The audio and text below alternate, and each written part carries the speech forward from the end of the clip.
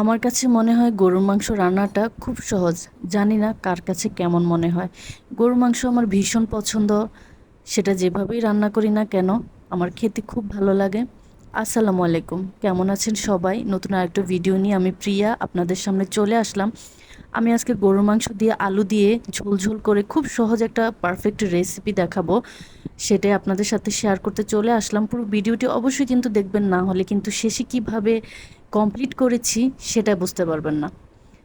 যাই হোক, আমি এখানে প্রথমে পেঁয়াজ কুচি করে নিলাম। একটা কড়াইয়ের মধ্যে একটু তেল ঢেলে দিলাম, তার মধ্যে পেঁয়াজগুলো দিয়ে দিলাম। দিয়ে দেওয়ার পরে গরম মশলাগুলো অ্যাড করে দিলাম। এলাচ, দারচিনি, তেজপাতা এগুলো দিয়ে দিলাম। আমার কাছে মনে হয় একটু তেলের মধ্যে যখন গরম মশলাগুলো ভেজে নেই একটু ভালো গ্রান বলে, এটা আমার অভিজ্ঞতা। তারপরে আমি হচ্ছে এখানে আদা বাটা, রসুন বাটা দিয়ে দিলাম। তেলের মধ্যে আদা বাটা, রসুন বাটাগুলোকে একটু ভালো করে ভেজে নেব যাতে গন্ধটা আর না থাকে। এগুলা ভালো করে তেলের মধ্যে কষানোর পরে এখন আমি গুঁড়ো মশলাগুলো দিয়ে দিব। হলুদ গুঁড়ো, জিরা গুঁড়ো, মরিচ গুঁড়ো, লবণ। এখানে আমি কোনটা কতটুকু দিয়েছি সেটা কিন্তু কিছুই বলিনি আপনাদের সাথে, কারণ আমি এখানে পরিমাণটুকু বলি নাই। মাংস যতটুকু নেবেন সেই পরিমাণে আপনারা দিয়ে দিবেন। শুধু কিভাবে রান্না করি সেটাই আপনাদের সাথে শেয়ার করলাম। এটা হচ্ছে অনেকের কাছে সহজ মনে হবে, কিন্তু যারা নবদম্পতি আছে, মাত্র বিয়ে করেছেন, কিংবা অনেকে হয়তো রান্নাটার প্রসেসটা জানেন না তাদের জন্য, আর যারা জানেন ভালো লাগে না তার কিন্তু স্কিপ করে যাবেন। যাই হোক, এখন হচ্ছে আমি গুঁড়ো মশলাগুলো এখানে ভালো করে কষিয়ে নিচ্ছি।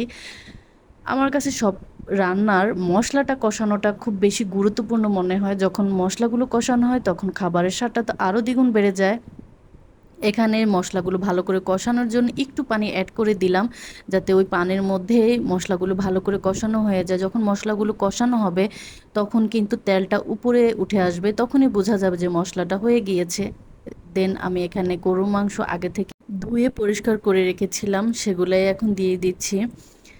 আস্তে আস্তে দিয়ে দিচ্ছি সবগুলা। দিয়ে দেওয়ার পরে যেই মশলাটা আগে কষিয়ে নিয়েছিলাম ওইটার সাথে গরুর মাংসগুলো উলটপালট করে নেব, যাতে নিচে থাকা মশলাগুলো সম্পূর্ণটা গরুর মাংসর গায়ে লেগে যায়। তাহলে হয়তো ভিতরে ভালো করে মশলা এবং লবণগুলো ঢুকে যাবে। কারণ কষানোর সময় যদি গরুর মাংসটা ভালো করে কষানো না হয় তাহলে যে মশলাটা আর লবণটা আমার কাছে মনে হয় ভিতরে একটু ঢুকে না, কেমন পানসাটে লাগে। আসলে আমার আজকে রান্নার প্রসেসিংয়ের সাথে অনেকের হয়তো মিলবে না, কারণ এক একজনের রান্নার প্রসেসিং এক এক রকম, এক একজনের রান্নার হাত এক এক রকম, অভিজ্ঞতা এক এক রকম। তাই আমার রান্নার সাথে আপনাদের রান্না নাও মিলতে পারে। যাই হোক, আমি এখানে গরু মাংসটাকে খুব ভালো করে কষিয়ে নিচ্ছি। এখানে প্রায় 20 থেকে 25 মিনিটের মতো আমি মাংসটাকে খুব ভালোভাবে কষিয়েছি। কষানোর পরে আজকে হচ্ছে মাংসটাকে আমি প্রেশার কুকারে রান্না করব। তো এখন এখানে প্রেশার কুকারে দিয়ে দিচ্ছি। দেওয়ার পরে একটু পরিমাণ মতো পানি দিচ্ছি। প্রেশার কুকারে রান্না করলে মাংসটা পানি অল্প দিলেই হয়। দেওয়ার পরে আমি এখানে হচ্ছে যে কড়াই থেকে ঢেলে দিছি ওই কড়াইটা ধুয়ে একটু পানি দিয়ে দিচ্ছি। তারপরে আরেকটু পরিমাণ মতো পানি দিয়ে এখন বসিয়ে দিব অল্প কয়েকটা সিটি দেওয়ার জন্য। হয়তো 2 থেকে 3টা সিটি দিলে উঠিয়ে ফেলবো, কারণ আবার আমি এখানে আলুটা দিয়ে দিব।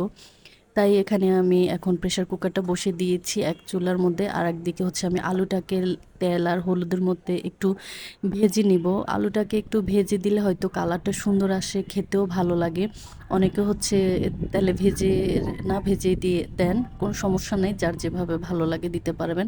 তো আলুটাকে আমি একটু ভালো করে ভেজে নিচ্ছি, একটু যাতে ভালো করে ভাজা হয়, সেজন্য ভাজা হয়ে গেছে। এখন আমি প্রেশার কুকারের সিটি দেওয়ার পরে ওর মুখটা খুলে আলুগুলা দিয়ে দিচ্ছি। দিয়ে দেওয়ার পরে আলুগুলাকে এখন মাংসর সাথে খুব ভালো করে মিশিয়ে নিব মশলাগুলোর সাথে।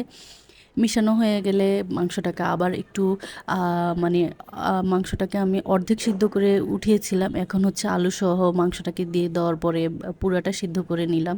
বাকি আরও 2-3টা সিটি দেওয়ার পরে উঠিয়ে ফেলছি। মাংস আলুটা খুব সুন্দর করে সমানভাবে সিদ্ধ হয়ে গিয়েছে। এই যে আপনারা দেখতেই পাচ্ছেন কি সুন্দর আসছে কালারটা, মনে হচ্ছে মানে খেয়ে ফেলি এখনই।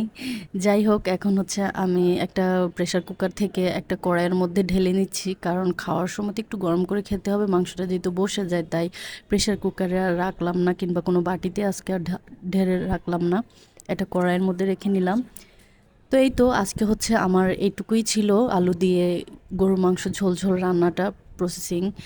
যদি আপনাদের কারো ভালো লেগে থাকে অবশ্যই একটা লাইক করে যাবেন, আর কমেন্ট করে কিন্তু জানাবেন কে কীভাবে মাংসটা রান্না করে খেতে পছন্দ করেন। আজকে এই পর্যন্তই। আল্লাহ হাফেজ।